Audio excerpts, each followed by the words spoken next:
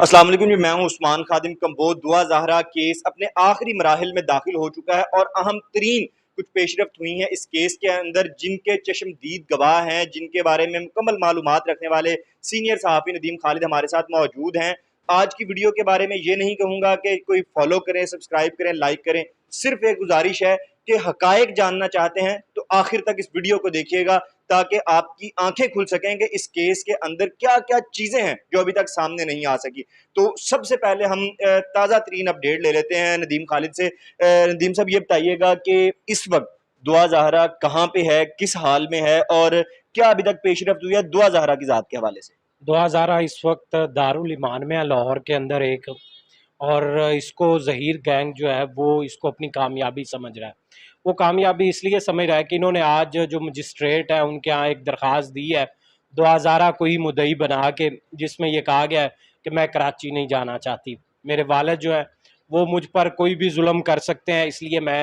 یہ ان کا آخری حربہ ہے، اور یہ آخری حربہ بھی ناکام ہو جائے گا۔ اور اس کو بھی کچھ یوٹیوبرز جو ہیں وہ کامیابی کے طور پر اس کو سیلیبریٹ کر رہے ہیں کہ لو جی، انہوں نے بڑی کوشش کی تھی، دعا زہرا کی بازیابی بھی کروا دی تھی، لیکن دعا زہرا کی بازیابی بھی تاحال نہیں ہو سکی۔ تو دعا زہرا کی بازیابی کے حوالے سے خبریں یہی تھی کہ اس کو کسی بھی دارالایمان میں فی الحال شفٹ کیا جائے، آگے جو ٹرائل ہے اس ٹرائل میں فیصلہ آ جائے گا بہت جلد۔ اس ٹرائل کے بعد جو بھی جس کے حق میں بھی وہ جاتا ہے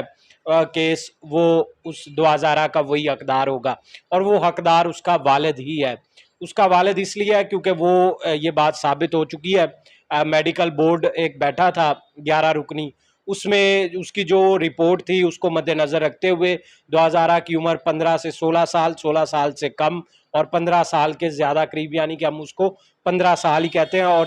جس وقت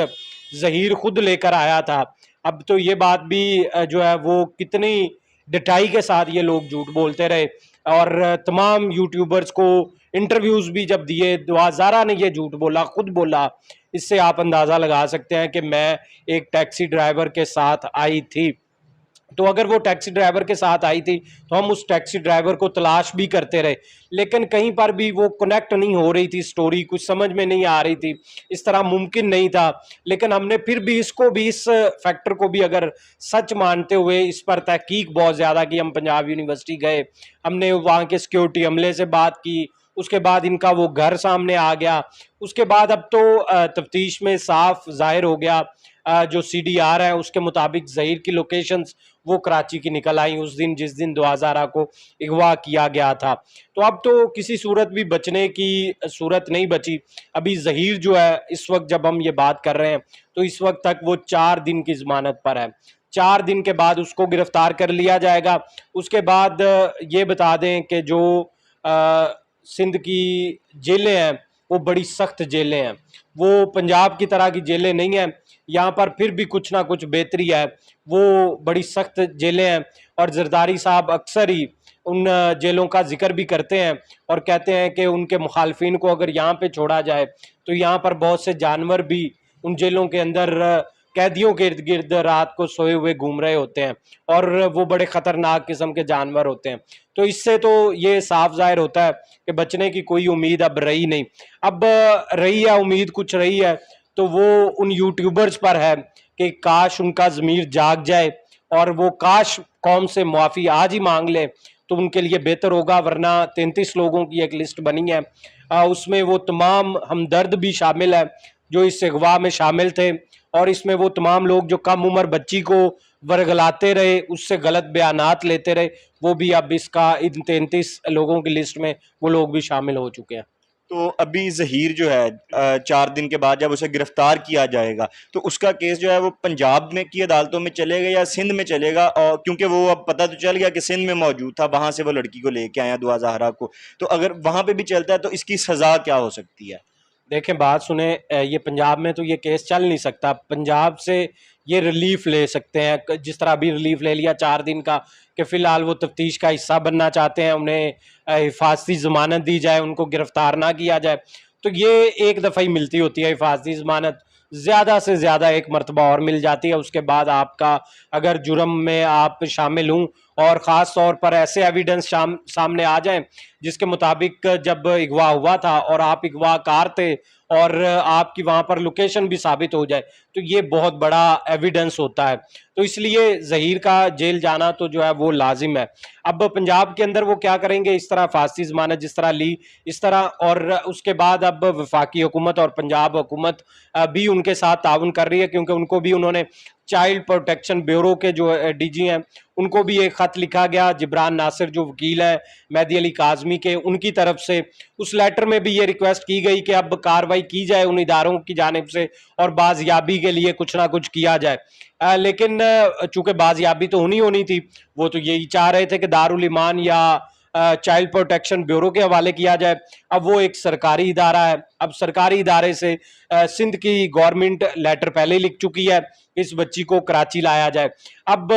یہ جو پہلے دوڑ کے بائی ایئر کراچی پہنچ رہے تھے, اب ان کو کیا ڈر ہے, وہاں کی عدالتوں سے کیا اب ڈر ہے, یہاں پر پنجاب کی عدالتوں سے حفاظتی ضمانتیں لیتے پھر رہے ہیں, اور دوسری جانب یہ لوگ ادھر نہیں جا رہے کراچی کے اندر. اب جائیں کراچی کے اندر, آپ اگر سچے ہیں, ابھی بھی آپ کو لگتا ہے کہ آپ سچے ہیں, اب تو عدالتیں صاف کہہ چکی ہیں کہ وہ کم عمر بچی تھی اور کم عمر بچی کے ساتھ آپ نے یہ ظلم کیا, زیادتی کی ہے, اور اس کی جو دفعات ہیں آپ وہ سن لیں تو آپ کو پتہ لگ جائے گا کہ اس میں کیا سزا ہو سکتی ہے. ایک 363 ہے اغوا کی, 365 کی ہوتی ہے, لیکن سنگین جو اغوا ہوتے ہیں وہ 363 کی دفعات اس پر